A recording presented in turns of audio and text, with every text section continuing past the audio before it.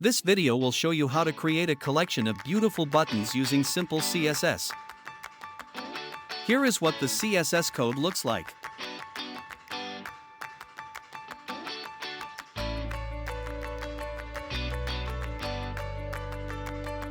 And this is the code that we will build step by step using Simple CSS tools.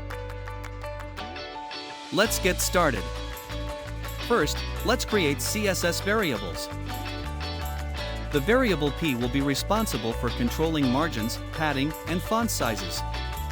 Now, let's create color variables. First, we will iterate through an array of colors. Once we have the color name, we'll use the CSS colors object to find its hex code and break down this code into HSL components.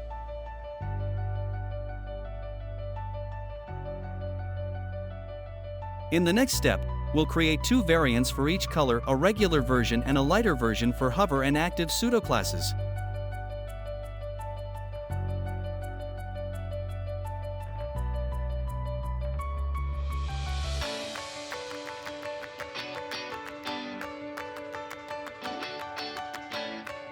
For the regular version, we will set the lightness to 70%. For the lighter version, we will set the lightness to 110%. This is what the CSS style sheet will look like. Now, let's add the button style. First, we'll set the text decoration, border, and outline to none. Then, we'll set the display to inline block and font family to Arial. Also, let's add a cursor pointer to buttons that are not disabled.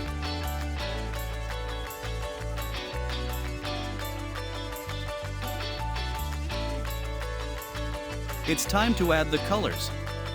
We will iterate through the color names again and create a background style for each color as a gradient from dark to light.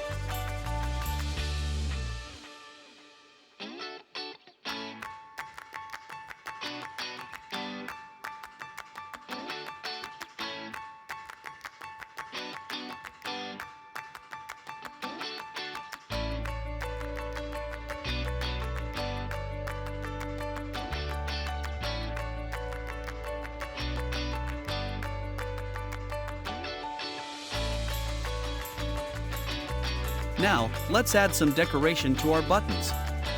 We'll set the text color to white. Apply padding with half the amount vertically and double horizontally. Add some margin for now. And round the corners. It already looks like the buttons we saw at the start. Now, let's add some hover and focus styles. Of course, these should only apply if the button is not disabled.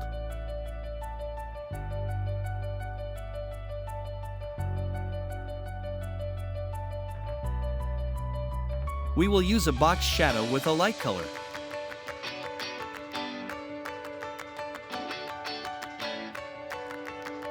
Actually, let's make it bigger, setting it to 4 pixels.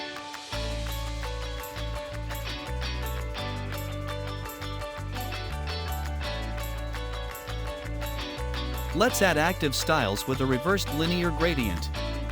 We'll copy it and just swap the color positions.